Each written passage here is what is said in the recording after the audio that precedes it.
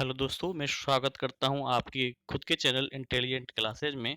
मैं शैलेश मुदगल आपको आज आपको पढ़ाऊंगा भारत की भौगोलिक स्थिति, भारत के पड़ोसी राज्य, भारत के सुदूरतम बिंदु और भारत के बारे में जो महत्वपूर्ण प्रश्न है, जो आईएएस में, आरएएस में, छोटे-मोटे कंपटीशन में भी आते रहते हैं।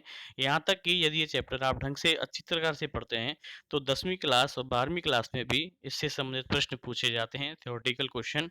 जैसे कि भारत की भौगोलिक स्थिति का वर्णन करें, तो मैं आपका विदाउट टाइम वेस्ट किए बिना सीधा स्टार्ट कर देता हूँ। आप जैसे कि अपनी स्क्रीन पर देख रहे हैं कि ये एक ग्लोब है, जिसमें भारत को एक चित्र के माध्यम से दर्शाया गया है। यहाँ पर 3 रेखाएँ खींची गई हैं, जो कि बीच वाली रेखा है, जिसको हम कहते हैं भूमध्य रेखा। भूमध्य रेखा का मान 0 डिग्री अक्षांश रेखा होता है। भूमध्य रेखा को हम विषुवत रेखा भी कहते हैं।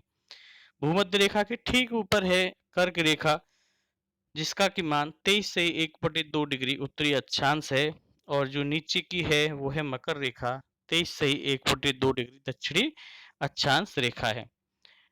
भारत उत्तर पूर्वी गोलार्ध में स्थित होता है, जबकि भारत को यदि आप नक्शे में देखें, इस ग्लोब में आप देखें, तो भारत का जो दक्षिणतम हिस्सा है, जो दक्षिणतम राज्य हैं, वो भूमध्य रेखा के बहुत ही निकटतम स्थित हैं। इसीलिए दक्षिणतम राज्यों में अधिक गर्मी रहती है, या फिर यूं कहें कि गर्मी के साथ साथ वहां तापमान भी अधिक रहता है। कारण, क्योंकि भूमध्य रेखा पर सूर्य लंबवत चमकता है, और भूमध्य रेखा के निकटतम आते हैं भारत के दक्षिणतम राज्य। तो यहाँ से आपको 3 प्रश्न तैयार होते हैं। भारत किस गोलार्ध में है? दक्षिणतम राज्यों में सर्वाधिक गर्मी क्यों रहती है? उत्तर भूमध्य रेखा। यदि एक प्रश्न ये पूछा जाए कि भारत में एक शीत ऋतु चल रही है, ऋतु पूरे भारत में एक जैसी है, मान लो शीत ऋतु, लेकिन भारत के कलकत्ता शहर का तापमान और तमिलनाडु शहर के तापमान में तमिलनाडु शहर अधिक गर्म क्यों रहता है? तो उसका उत्तर आप भूमध्य रेखा की वजह से देंगे।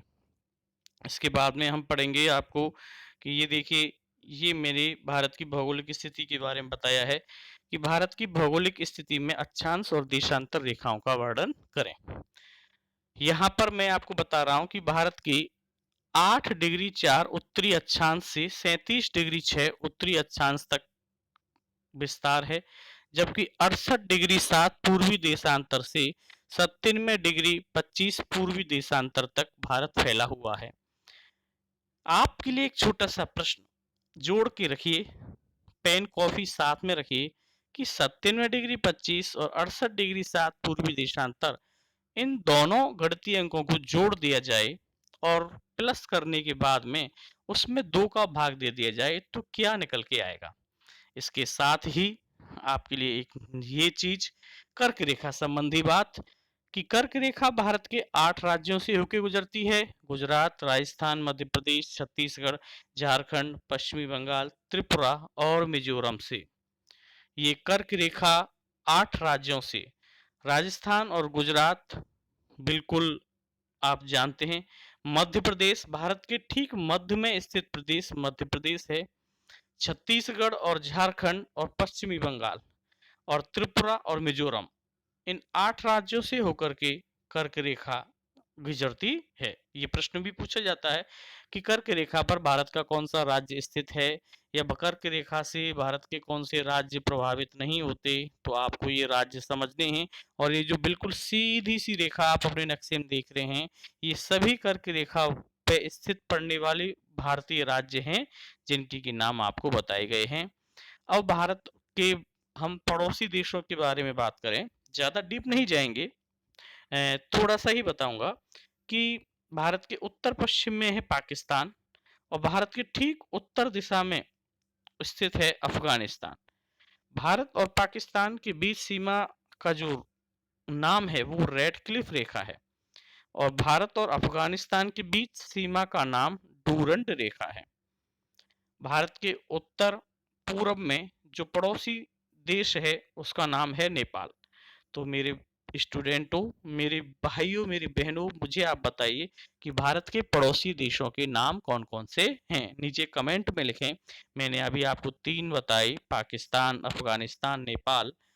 चलिए मैं ये उत्तर दे देता हूँ। कुछ के नाम और बता दूँ, भूटान, चीन, म्यांमार, बांग्लादेश, ये सभी भारत के पड़ोसी देशों हैं। इसके बाद में यदि हम देखें कि भारत के सुदूरतम बिंदुओं के बारे में बताइए। देखिए, भारत के उत्तर में स्थित जो बिंदु है, जो जम्मू कश्मीर में पड़ता है, वो है इंदिरा कॉल। भारत के दक्षिण में स्थित सुदूरतम बिंदु है इंदिरा पॉइंट, बड़ा निकोबार में स्थित है। जबकि भारत के पूर्व में स्थित जो सुदूरतम बिंदु है वो है किबिथु, जो कि अरुणाचल प्रदेश राज्य में है। और जबकि भारत के पश्चिम में स्थित सुदूरतम बिंदु का नाम है गौर माता या गुहार माता भी इसे कहते हैं। यदि भारत के राज्यों के बारे में पूछें कि वर्तमान में भारत में कुल 29 राज्य हैं। 29वां राज्य आंध्र प्रदेश में से अलग होकर के तेलंगाना बना है और 7 केंद्र शासित प्रदेश हैं। यहाँ मैंने केवल थोड़ा-सा भारत के राज्यों को दर्शाया है, इससे आप भारत की राज्यों को भी पढ़ते चलें कि सबसे ऊपर जो पीले से कलर में है जम्मू कश्मीर, उसके नीचे है हिमाचल प्रदेश, फिर इसके यहाँ पर आप देख रहे हैं ये है राजस्थान। राजस्थान से ठीक नीचे कौन-सा राज्य आता है, आप मुझे कमेंट में लिखें। क्या गुजरात आता है? और गुजरात के ठीक नीचे कौन-सा राज्य आता है? क्या महाराष्ट्र? ये भारत के कुछ राज्यों के नाम, और इससे पहले भी हम राज्य पढ़ चुके हैं। वो प्रश्न था कि भारत में कर्क रेखा से गुजरने वाले राज्यों के नाम बताइए। भारत में कुल 29 राज्य और 7 केंद्र शासित प्रदेश हैं, जिनमें से अब हम केंद्र शासित प्रदेशों की बात करें कि उनके नाम बताइए। जैसे चंडीगढ़, दिल्ली और दीव, दमन, दादर और नागर हवेली, लक्षद्वीप, पौंडीचेरी, ये भारत के 7 केंद्र शासित प्रदेश हैं। लक्षद्वीप में यहाँ राजधानियों के रूप में दिया हुआ है माही। पौंडीचेरी के बगल में यहाँ हमने नक्शे में बताया है बिल्कुल कराईकल। अब आप मुझे एक चीज बताएं कि इन सभी राज्यों की राजधानियों के बारे में आज आप मुझे कमेंट में लिखेंगे और बताएंगे कि आपने भारत के केंद्र शासित प्रदेशों की राजधानियों से क्या सीखा। ये देखिए एक बात और कि कभी-कभी हम अंडमान निकोबार को पढ़ते हैं। अंडमान निकोबार को भी हम 5 भागों में बांटते हैं। उत्तर की दिशा में स्थित उत्तर अंडमान, फिर उसके बाद मध्य अंडमान, फिर दक्षिणी अंडमान, फिर छोटा अंडमान और फिर बार निकोबार। तो देखिए भारत के नक्शे में जो बच्चे पहली बार पढ़ रहे हैं या जो पहले पढ़ चुके हैं, देखिए कि लक्षद्वीप कहाँ पर है भारत के नक्शे में बताइए। पौंडीचेरी कहाँ पर है बताइए। कराईकल कहाँ पर है। दिल्ली कहाँ पर है। दीव, दमन, दादर और नागर हवेली को भारत के नक्शे में दर्शाएं। भारत की सीमाओं की बात करूं तो भारत की जलीय सीमा है 7,516 किलोमीटर और भारत की स्थलीय सीमा है 15,106 किलोमीटर। ये देखिए मैंने एक प्रश्न पूछा था जब मैं पढ़ा रहा था कि यदि 68 डिग्री 7 पूर्वी देशांतर और 97 डिग्री 25 पूर्वी देशांतर को जोड़ दिया जाए और जोड़ने के बाद उसमें 2 का भाग दे दिया जाए तो क्या आएगा? तो उत्तर आएगा 82 डिग्री 30 पूर्वी देशांतर। यह भारत की मानक समय रेखा है और भारत की यह मानक समय रेखा इलाहाबाद के नैनी से होकर के गुजरती है। तो माय डियर स्टूडेंट, आप मुझे बताएं कि भारत की मानक समय रेखा इलाहाबाद के अतिरिक्त भारत के किन किन राज्यों से होकर के गुजरती है।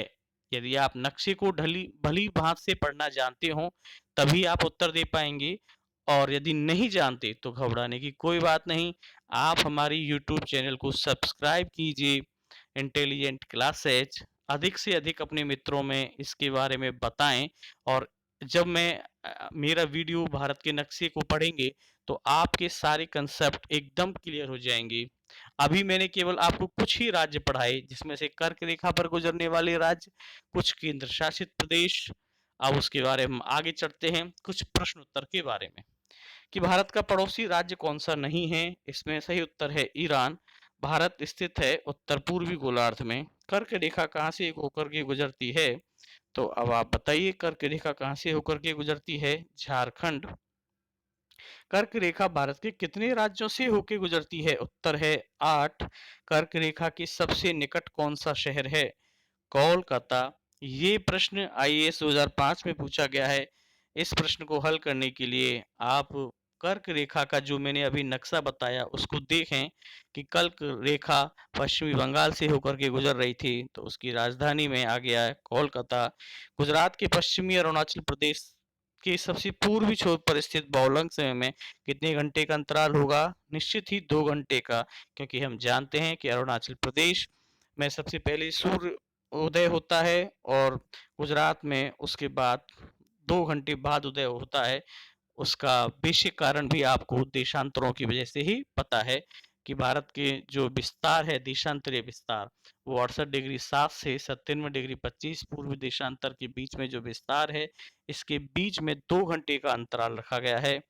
भारतीय मानक समय या उत्तर रेखा कहाँ से नहीं गुजरती? उत्तर है महाराष्ट्र। भारतीय मानक समय की देशांतर रेखा किस नगर से होकर के गुजरती है? इलाहाबाद। किन निम्नलिखित देशांतरों में भारत की प्रमाणिक मानक रेखा कौन सी है? सही उत्तर है 82.5 पूर्वी, 82.5 अंश पूर्वी। भारत का सुदूरतम दक्षिणतम बिंदु कौन सा है? सही उत्तर है आपका इंदिरा पॉइंट। भारत के राज्यों में कौन सा युग्म सबसे पूर्वी और पश्चिमी राज्य को इंगित करता है? तो हमने पढ़ा था कि भारत का ठीक सबसे पूर्वी राज्य और पश्चिमी राज्यों के नाम है, पूर्व में आता है अरुणाचल और पश्चिम में आता है गुजरात। निम्नलिखित में से प्रमुख नगरों में से कौन सा एक सबसे अधिक पूर्व की ओर स्थित है? हैदराबाद, भोपाल, लखनऊ, बेंगलोर। इस प्रश्न को करने के लिए थोड़ा सा नक्शे का आपको ज्ञान होना चाहिए। आपको पता होना चाहिए कि बेंगलोर उत्तर हो नहीं सकता, बेंगलोर कर्नाटक की साइड में चला गया और उसकी दिशा पूर्व की ओर नहीं है। हैदराबाद भारत की दक्षिण दिशा में चला गया। बचे भोपाल और लखनऊ, एमपी की राजधानी भोपाल, तो वो बिल्कुल मध्य में है। अब बचा लखनऊ, तो लखनऊ उत्तर पूर्व की ओर आता है, इसलिए भारत का सबसे अधिक पूर्व की ओर स्थित राज्य है लखनऊ।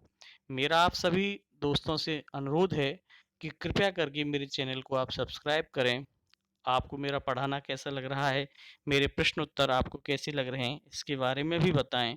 अपने अच्छी और बुरी दोनों सुझाव मुझे लिखें और ज़्यादा से ज़्यादा स्टूडेंटों को मेरा ग्रुप पहुंचाएं, जिससे कि वो इस लॉकडाउन कोरोना काल में जब बच्चे स्टूडेंट घर से बाहर नहीं जा रहे हैं, तो वो ज़्यादा से ज़्यादा मात्रा में पढ़ सकें। कृपया करके मेरे चैनल को लाइक करें एंड सब्सक्राइब करें। बहुत बहुत धन्यवाद। जय श्री राम, जय हिंद।